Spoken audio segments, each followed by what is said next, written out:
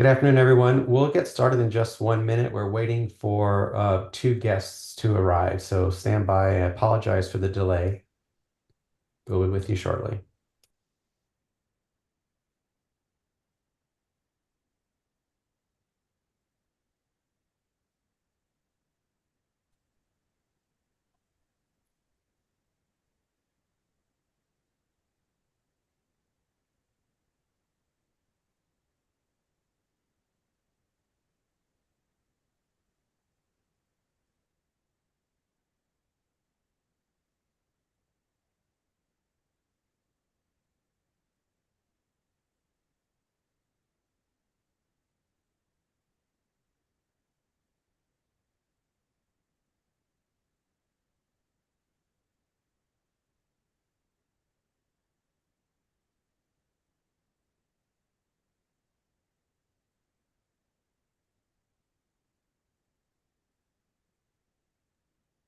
Please stand by, everyone. We are just waiting for one more guest to join us. I apologize for the delay, but we'll be starting here shortly.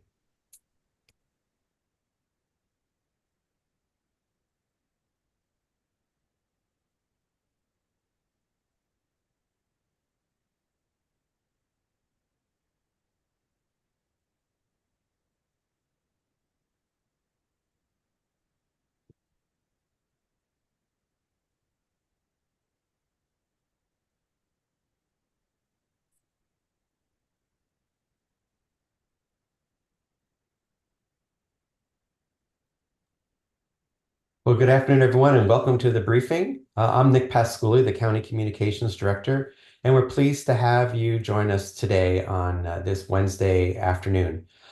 We are waiting for one guest to arrive, but in the interest of time, we're going to start with our Climate of Hope community event. And we are happy to have with us Cora Pantruda of the County Monterey Sustainability Program and Eloy Ortiz of Regeneration Pajaro Valley. And this is an annual event in Watsonville focusing on the Pajaro Valley and promoting sustainability, climate change, and supporting community and projects to reduce pollution and improve health. And it's nice to have both of them with us today to talk to us more about this event. Cora or Eloy, either one of you are welcome to start. Awesome. Thanks so much, Nick. And Eloy, do you want to share screen real quick? Yeah, I will share the slides. Perfect. Well, I'll go ahead and get started. So my name is Cora Pancharad. I'm the Sustainability Program Manager for the County of Monterey. And I can start with some brief background on our Transformative Climate Communities Planning grants. So this is a grant from the California Strategic Growth Council in the amount of $300,000. We are coming up on our grant's term. So our full term is July 2023 to June 2025. The county is the lead agency, and we're partnering with Regeneración, as well as with the University of California, Santa Cruz Sustainability Office, Ecology Action, and the Association of Monterey Bay Area Governments. So as a quick summary, this is a 2-year effort that is focusing on the Pajaro Valley. And the idea is that we will be focusing on up to 5 greenhouse gas reducing projects, and that we have been hard at work forming the Community Climate Coalition of Pajaro residents. And the community leaders that work in Pajaro and Watsonville that form our Community Climate Collaborative are from the Casa de la Cultura, MILPA, Positive Discipline Community Resources, Watsonville Wetlands Watch, Ventures Monarch Services, and then also 2 residents from Pajaro and 2 residents from Watsonville, because this is a multi-jurisdictional community, and we think that planning for the future needs to incorporate residents from both of those areas. And you can find more information on this at the link below on the slides. Yes, we're having a Climate of Hope fair to support the Transformative Climate Communities Planning Grant.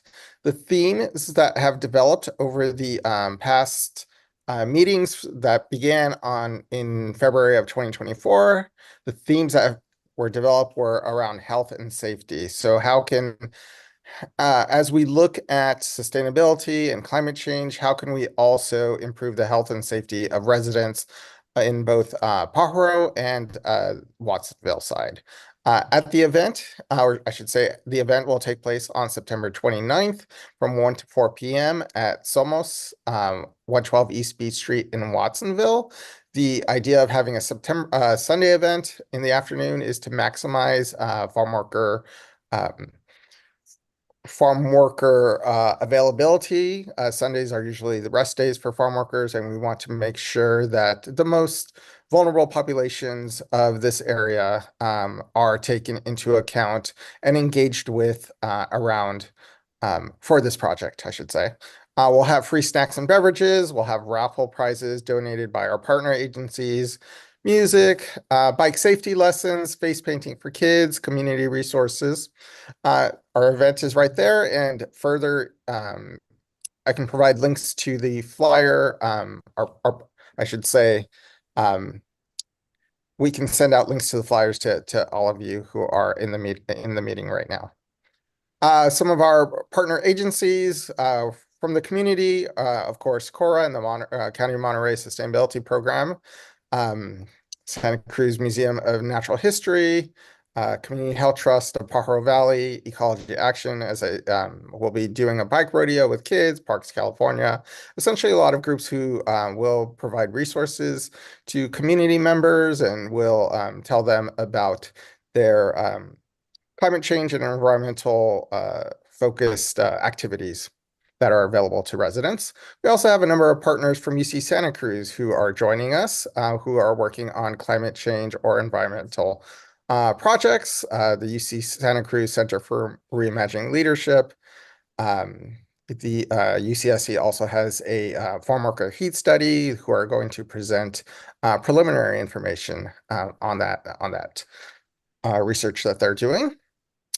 Oh, I do want to highlight the asterisk there. The UCSC Center for Reimagining Leadership is supporting with $1,000 donation to purchase prizes and raffle incentives for residents to attend the event.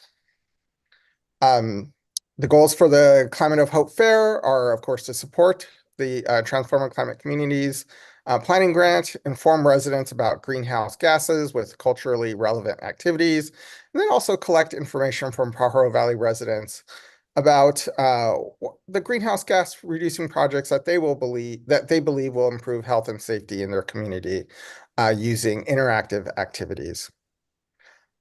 And just wanted to, for more information, you can contact either Cora or myself.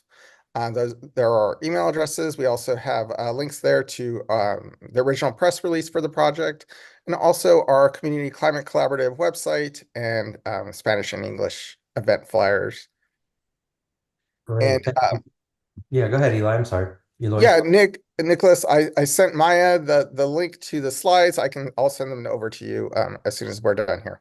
Yeah, that'd be great. I'd love to share those with the folks attending today and those that were invited. I also put the flyers in the chat so people can download those Great. as well. This is such an important thing, and community education is vital to everything we do, whether it's in government or the private and nonprofit organizations to help educate. But why is this particularly important? And the timing of this is really good, and thinking about we're now in Preparedness Month, and Kelsey Scanlon from our Department of Emergency Management is going to be speaking about that in just a few seconds. But from a sustainability standpoint, why is this important to bring to the public? Go ahead, Cora. Sure. I think that when we want to address sustainability, and we can see this with the drafting of the upcoming climate action plan, that's our climate action and adaptation plan. So we want to think about mitigation efforts on one hand. So how we can reduce our contributions to climate change and really make these sectors of greenhouse gas emissions from buildings and transportation accessible to everyday people so that they can understand how this impacts their lives and how their lives can be improved, and we can increase quality of life while we're thinking about how our neighborhoods and communities can be more climate friendly. And at the same time, we want to think about how we're going to adapt to the effects of climate change that we know are going to be coming so that we can get concerns from the community and start thinking about resiliency centers and cooling centers and those kinds of things, and really be on the ground and understand with the community what their needs and concerns are. Yeah, Outstanding. And of course, to your point, Cora, I mean, you know, sustainability is something that is more approachable than people really think it is. We all can do a little bit to help in that regard, can't we? That's right. yeah, The ongoing definition that we like to use is that sustainability is our ability to meet our needs today without compromising future generations to meet their own. And a good starting place is always, how is this community's needs being met, and how can we address that in the future? And I think Eloy has been really helpful in messaging that to the community. Great. definitely, definitely.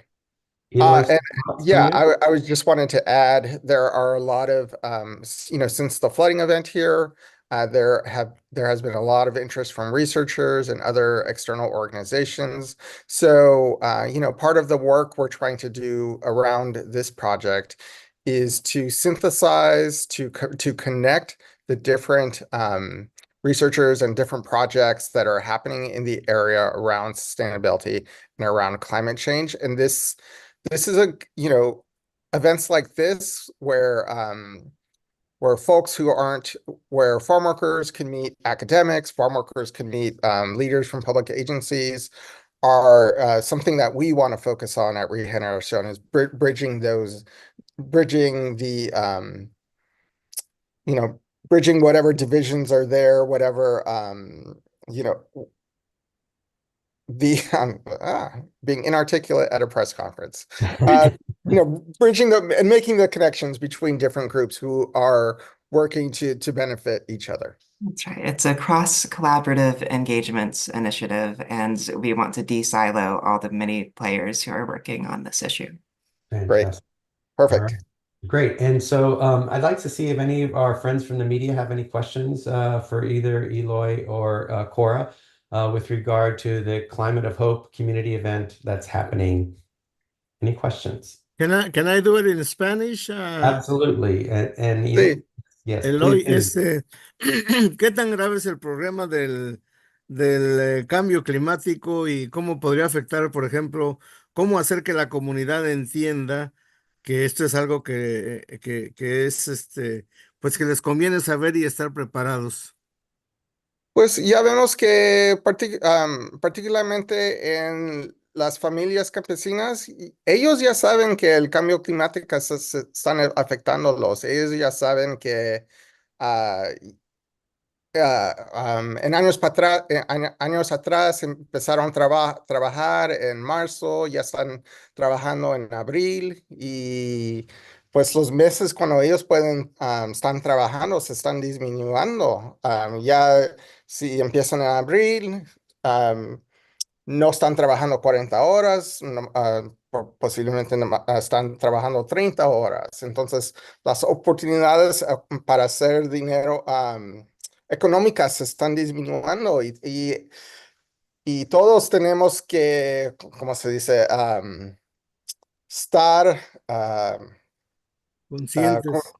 consciente de cómo el cambio climático está afectando a nosotros y qué podemos hacer diariamente para para hacer ejemplos para nuestros hijos, nuestros nietos que van a seguir y van a ver que el cambio climático se va a poner un poco peor si no hacemos cambios ahorita, este día, en cómo vivimos y cómo vivimos y cómo ya, ¿cómo vivimos? Perdón. Gracias. Por ejemplo, una persona, un campesino, una persona, Ujú. un residente de Pájaro, del Valle de Pájaro, ¿en qué forma diariamente en su accionar puede ayudar al cambio climático? Y lo que nosotros estamos haciendo aquí es no poner todo el estrés en los campesinos, porque ellos ya sabemos que ellos no están, la gente que está más impactados del cambio climático son los que ha hecho lo menos para causar el cambio climático. Pero también sabemos que si hacemos cambios como caminar un poco más a la tienda, ir sin, no no quemar gasolina, petro en el carro. Ujú. Podemos reducir los gases de invernaderos que estamos quemando. Y también podemos mejorar nuestra salud porque estamos caminando un poco más o estamos un poco más activos. Podemos abogar por jardines en la comunidad que pueden, donde ellos pueden hacer ejercicio, atendiendo el jardín, pueden crecer su propio, propias verduras o frutas para disminuir la inseguridad de la comida. Ok, Entonces, sí, proyectos gracias. así que pueden mejorar la salud de la gente y también disminuir los gases que estamos quemando diariamente. Gracias, Eloy. Gracias. All right, thank you very much, Fidel. I appreciate you asking the questions. Eloy, can you just recap quickly what you said in Spanish and English? Yeah, so Fidel asked me what can a farm worker do or a resident do to impact to decrease climate change impact, or I'm sorry, his first question was why is it important for people from the community to know about climate change? So I brought up the point that a lot of, for example, a lot of farm workers know climate change is impacting them. They know that in the past they started work in March and maybe ended at the end of October, early November, and they see that that window is closing, right? So now they'll start maybe work in April and end at the end of October. And instead of working 40 hours a week, they're working, 35, 30 hours a week. But because, of the flood, heavy rains or heat, heat also on high heat days, people, farm workers are not supposed to be out there. Also asked, Fidel's second question was about um, what can farm workers do to decrease climate change impacts? And what I related is that we're not really putting the pressure on farm workers because they have done the least to cause climate change, right? They're not out there in planes. They're not consuming all the time. So but what we want to do is really look at projects that can benefit farm work or people, residents, I should say, such as community gardens where people can get exercise gardening and also decrease their food insecurity, or emphasizing walking more to places like stores. So that'll improve residents' health, not only being more active, but also decrease any greenhouse gases that they're burning, by jumping in a car. And of course, I'm talking about like walking to a corner store or somewhere nearby, not, long distances and things like that. And these projects that we're looking at, so really, again, we're looking for 5 projects that can help reduce greenhouse gases in this community. And these are projects that will allow residents to participate in behavior change that will reduce their climate impact and also improve their life. Like we know that's a huge section of families' budgets is going to transportation costs because they have to maintain one or more automobile. But if we can replace that with active transportation and e-bikes and bus passes, for example, then that's a huge section of their budget that can go right back to the community. So these are the kinds of projects that's good for people's budgets, it's good for their health that we want to prioritize for our communities. Excellent. Well, thank you guys very much for that. And again, Fidel, thank you for asking that question. Any other questions from our news media before we move on to our next guest? And of course, as I mentioned earlier, I did put the flyers in the chat, so you're please download those and share those as you all see fit. So changing subjects a little bit, but somewhat related. September is National Preparedness Month, and recognizing this annually during the month of September, National Preparedness Month serves as a reminder to promote family and community disaster planning, not just now, but throughout the year. And in recognition of National Preparedness Month, our Department of Emergency Management Director, Kelsey Scanlon, is glad to have you here with us today to talk about what are things the community can do to prepare, and what are the things that the county is doing to help our residents be resilient? Welcome, Kelsey.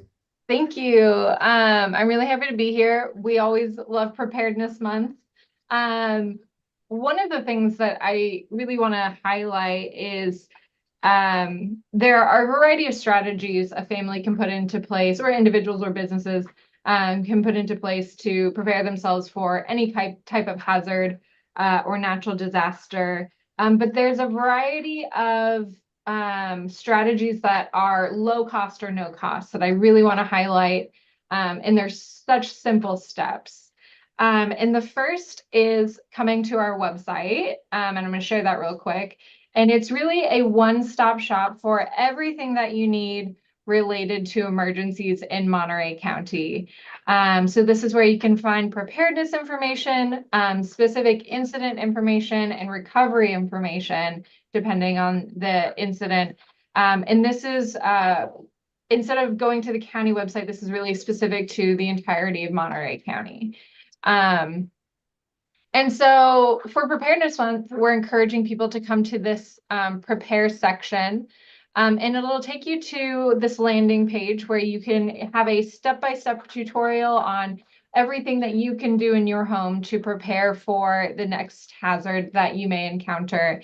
And we do try to make these all hazards, and that it doesn't matter what hazard that you're experiencing or what disaster you're experiencing, your plan and your go kit will still be relevant or pertinent to that particular emergency.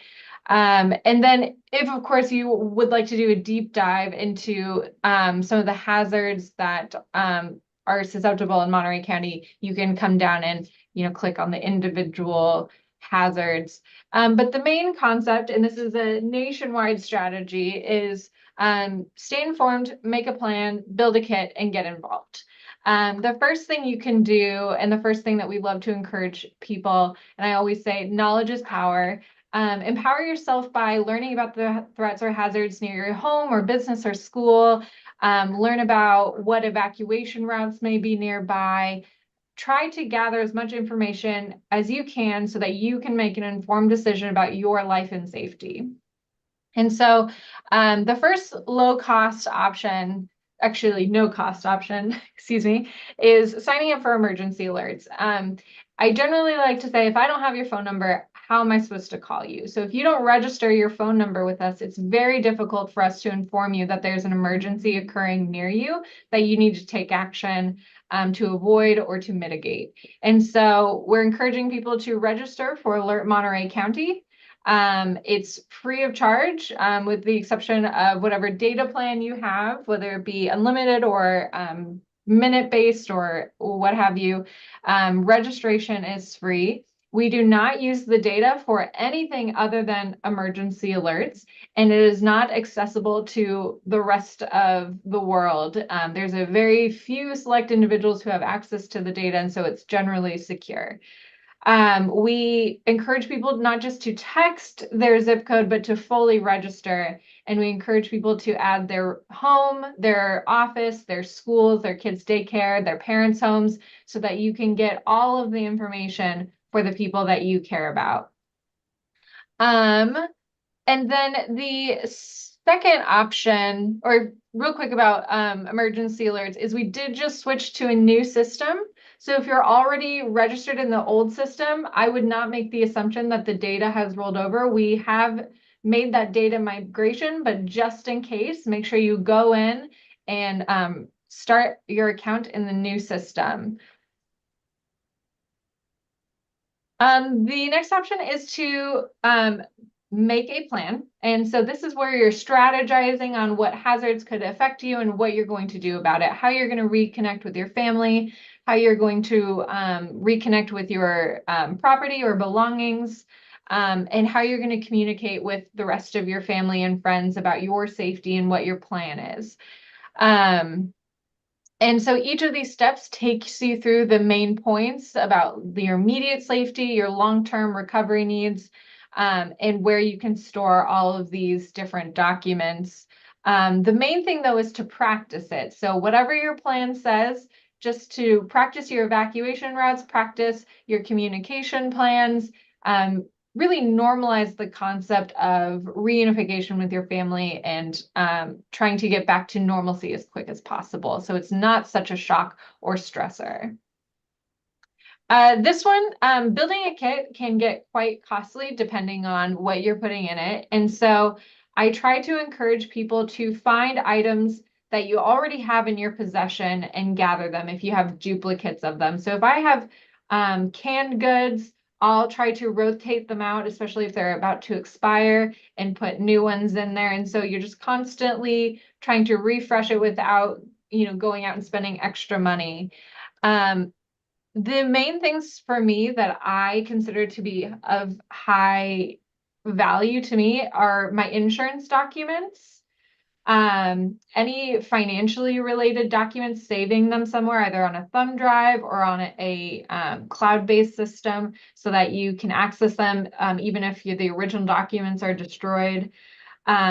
Making sure, for me, it's my contacts. I cannot do anything without being able to see. And so I always make sure that I have extra pairs of contacts with me on my person or in the car or in my backpack. I really just have them everywhere. But finding those things that you literally cannot do without, that you need to survive, is really critical for you. And so I have a Go Kit here. My office is actually just all those drawers back there. I know they're file cabinets, but it's my Go Kit back there. And I have one in my car. I have one at my parents' house. Generally making sure that you create a change in your lifestyle so that you're less impacted if there's an actual disaster. But the basics are, food, water, flashlight, first aid kit, extra batteries, whistle, extra cell phone chargers. That's always like a number one for me as well. Contacts, cell phone charger, and insurance documents. And then you can just add or supplement as you see fit. Of course, the fur babies and the actual babies should be considered as well in your planning efforts. And finding places that are sustainable for you to maintain them or store them. So you don't want to go and put it in a shed that you forget about 10 years from now. Try to, put it in a place where there's high traffic, that if you pass by, you can be like, oh, I've remembered that, there's items in here that are expiring that I need to replace. And so that's the main message for us this preparedness season. And if out of all of this, you take one thing away, it's to register for emergency alerts. It's, fast, easy, free. So I hope people go through the full preparedness cycle. But like I said, if you just have to choose one thing, please register for emergency alerts. That's great. And also, it's important to note, Kelsey, that all this information is also available in Spanish on the website. So the website is available both in Spanish and English, and all those resources that Kelsey pointed to on the website are also in Spanish. Might also want to note that I have a question, Nick. Yes, go ahead, Fidel. In the last meeting that we were at San Pablo de Colores, I tried to get into the alert system of Monterey County, and Andrea was helping me, and I just couldn't connect. I don't know if it would be a good idea to have like a meeting, somebody from the county and with the community to register all people, because I'm pretty sure many people are not registered for if an emergency comes. I don't know if it's kind of difficult. I don't even, I'm sure if I got connected or not to the alert system.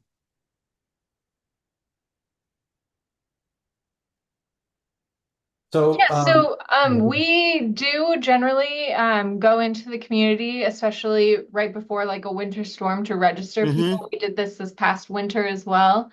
You can also go to any Monterey County library and ask for assistance in registering there. But I appreciate that feedback, and we can put together a video tutorial for people on how to register for emergency alerts. I think that's a great recommendation. Yeah, that would be awesome, because I think many people is not listed, and I mean, in an emergency, that's critical to have that alert. And Fidel, if you want, you can email me after the briefing's over. I can send you a link to a 2-minute video that's in English and Spanish that talks about the emergency alert. And incidentally, the Department of Emergency Management is being very proactive in getting the word out to the community. We had billboards up in Pajaro to promote the Alert Monterey County system, as well as in South Monterey County in the rural areas. And since it's Preparedness Month, the department is running public service announcements on some of our local television stations in both English and Spanish, promoting the Alert Monterey County system. Awesome. Thanks, Nick. Thanks, Kelsey. You're welcome.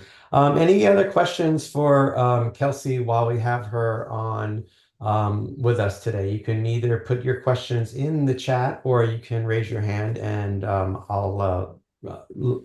can unmute yourself.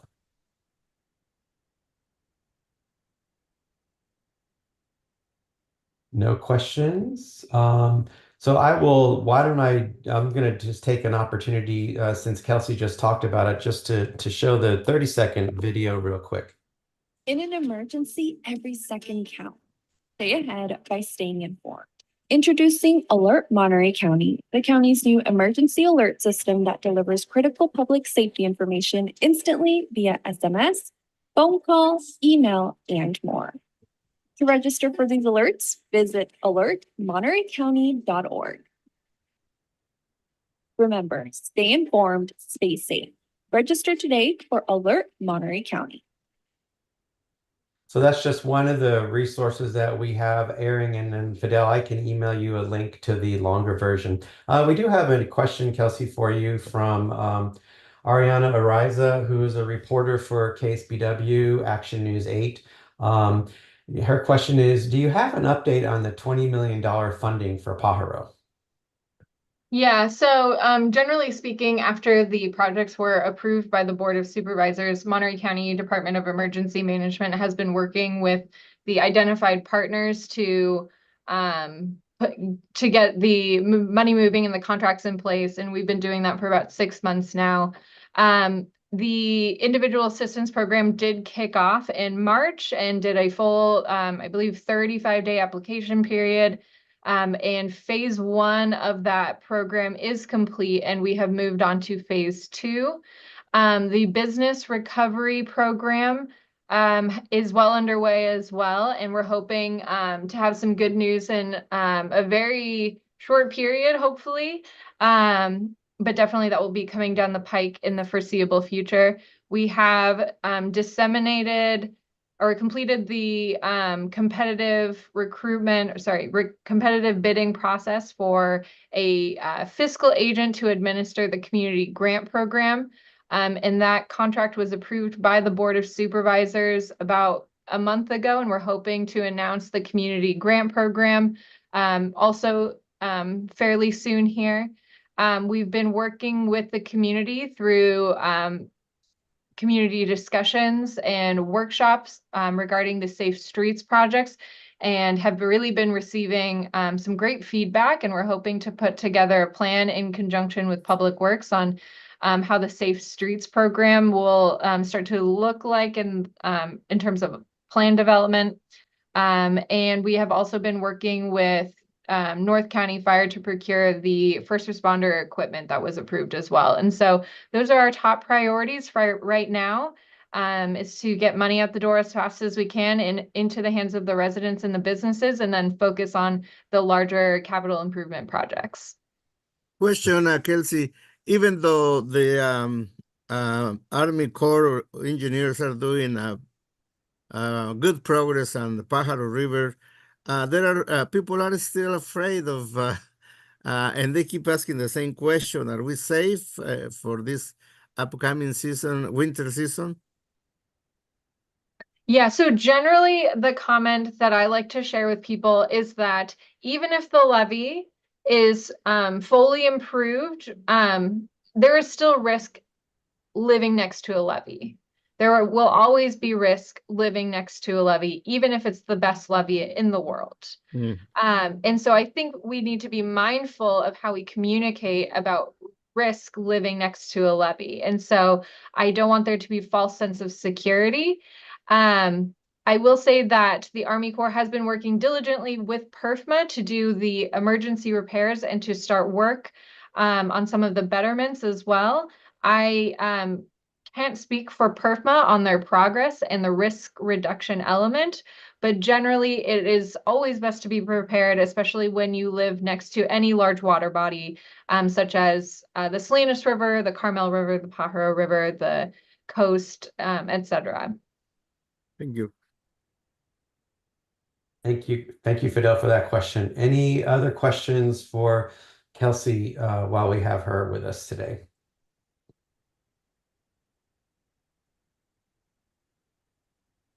Okay, I'm not seeing any further questions. This has been a great briefing. I want to thank our guests today for being here, and I want to thank those of you from the media who came.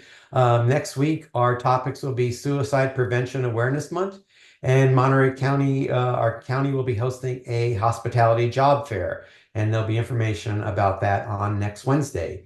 And so for all of us at the County of Monterey, thank you for joining us on today's briefing. Have a great day. I have a question, Nick. Yes, sir. Is there any way that we can share this recording or? Yes, it'll be live. It's on Facebook. It'll be on our YouTube channel. And so I can send you a link in a few moments. Okay. Thank All you right. very much. Appreciate it. All And right. I'll be away for 2 weeks. I'm going to Europe. Well, have a good time and be safe. Thank you. Bye-bye, everybody. Bye-bye.